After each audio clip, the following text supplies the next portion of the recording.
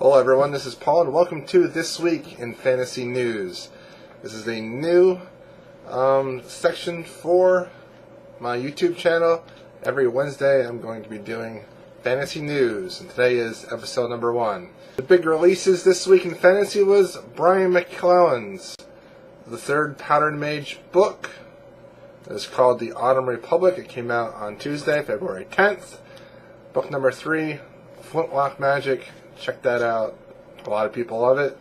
Also, Markus Heitz. He is an underrated writer. His new book, Righteous Fury, the first book in the Legends of the Alfar series, also came out. Okay, this week's headlines, we have Michael J Sullivan. He gets his publisher for his Rune series. Congrats to Michael J Sullivan, one of the nicest and hardest working fantasy authors out there. Random House through the Del Rey imprint picked up his Rune series. Michael wanted a publisher to take him to the next level, and Del Rey said, hey, we want to do this, and they made a major deal for both parties, which means he got a pretty sizable advance. Very happy for Mr. Sullivan. Our release date of book 1 isn't scheduled until summer of 2016 though.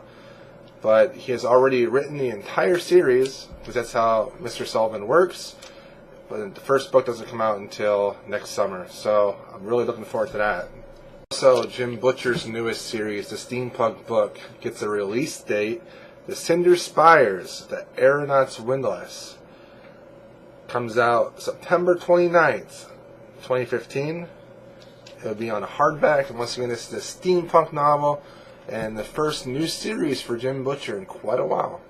Also this week in fantasy news, some random Wheel of Time pilot showed up on cable at 1:30 in the morning. And everyone was like, what is this?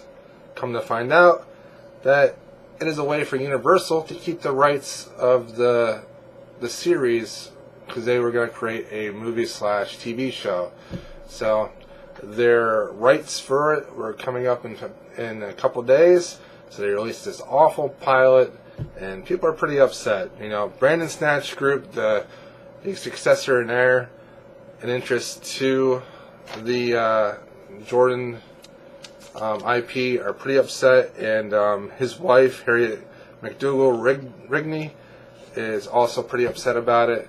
They were hoping to get the rights back, but with this pilot shot, they probably extended their rights, and people are pretty upset about it, to be honest.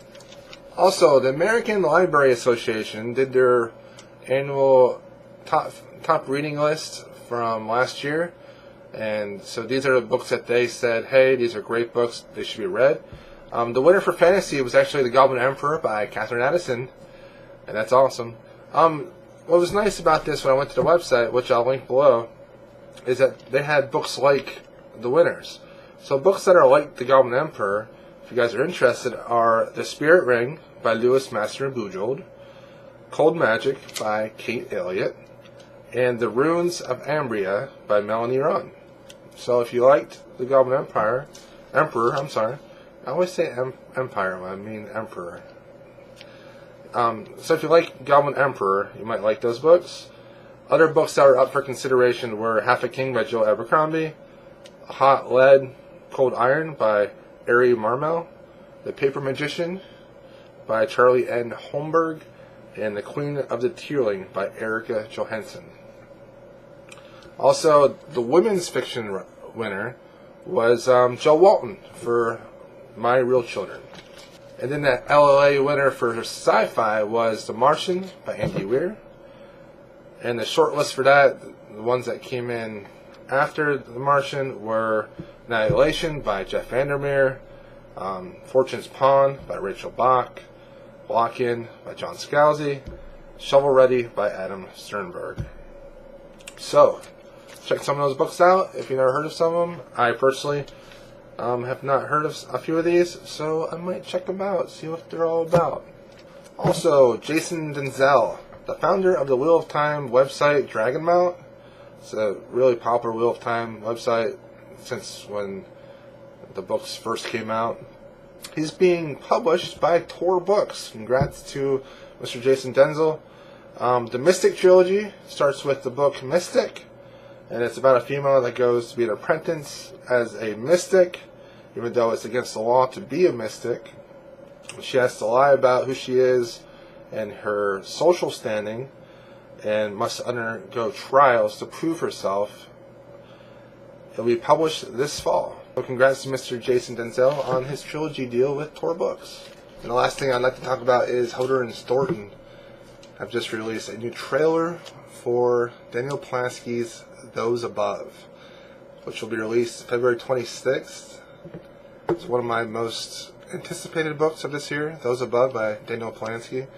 It is a book about mankind trying to rise against the gods, or those above. So I'm going to put a link down below. Check out that trailer for that book. It's going to be epic. I've yet to read Daniel Plansky, but I do have Lowtown, and I do look forward to reading it.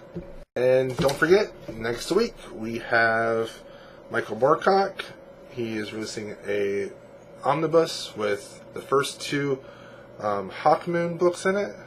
It is called Jewel and the Amulet, and the two books that are in it is The Jewel in the Skull and The Mad God's Amulet. If you like Michael Moorcock, that's definitely something you might want to pick up.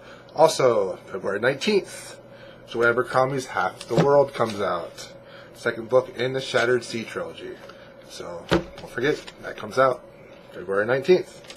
This has been your week's fantasy news, and I will see you next week for next week's fantasy news. Have a great week.